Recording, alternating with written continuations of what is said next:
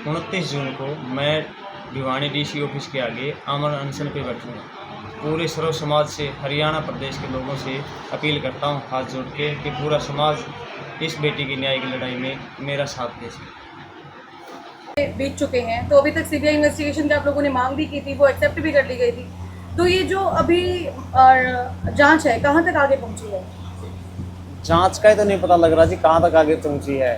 उन्हीं का तो एक अफसर पिछले जनवरी फरवरी में लगभग खुलासा कर रहा है सीबीआई टीम का, उसके बाद उसका बदले ट्रांसफ़र कर दिया जाता है।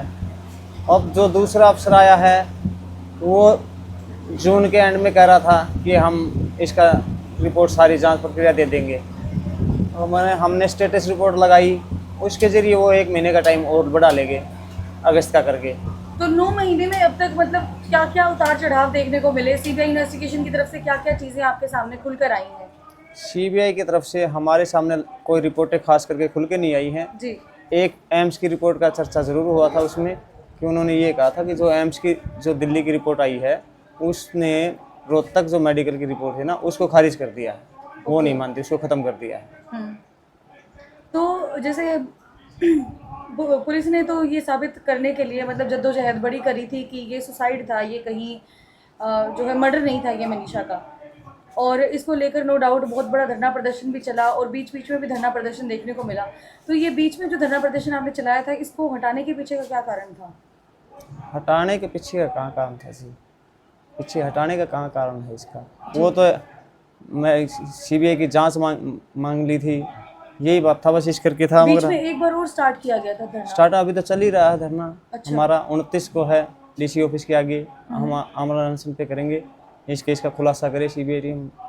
तो अभी तक आप कहाँ कहाँ पर गए हैं डिमांड को लेकर कि आपकी बेटी को इंसाफ मिलना चाहिए, आपको इंसाफ मिलना चाहिए? डिमांड को लेकर के तो जी कहाँ जाएंगे, प्रशासन ने तो सुन नहीं रहा।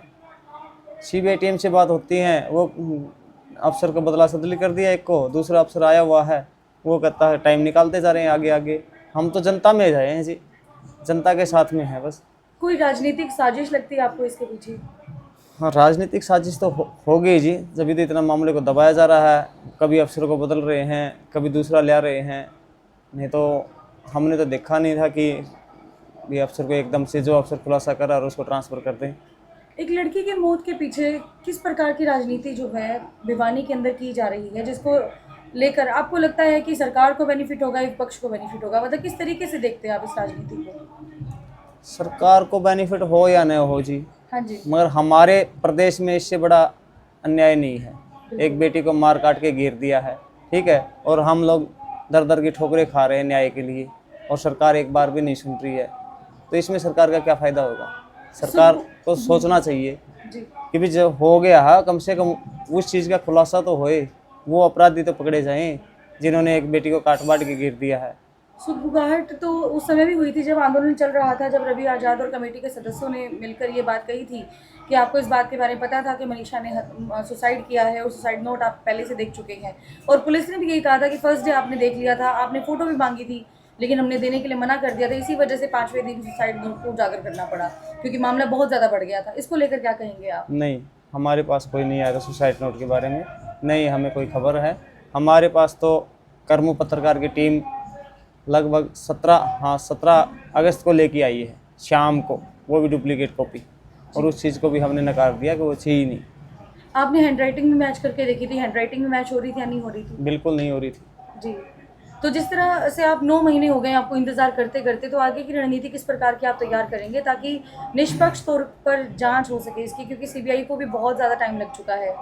जांच तो सारी हो ही चुकी है मैडम, खुलासा होना है, उसके लिए हम लगातार प्रयास कर रहे हैं जनता के साथ में बैठ के, ठीक है। 29 तारीख को हम डीसी ऑफिस के आगे मैं आमरण अनशन पे बैठूंगा पूरे समाज के सामने।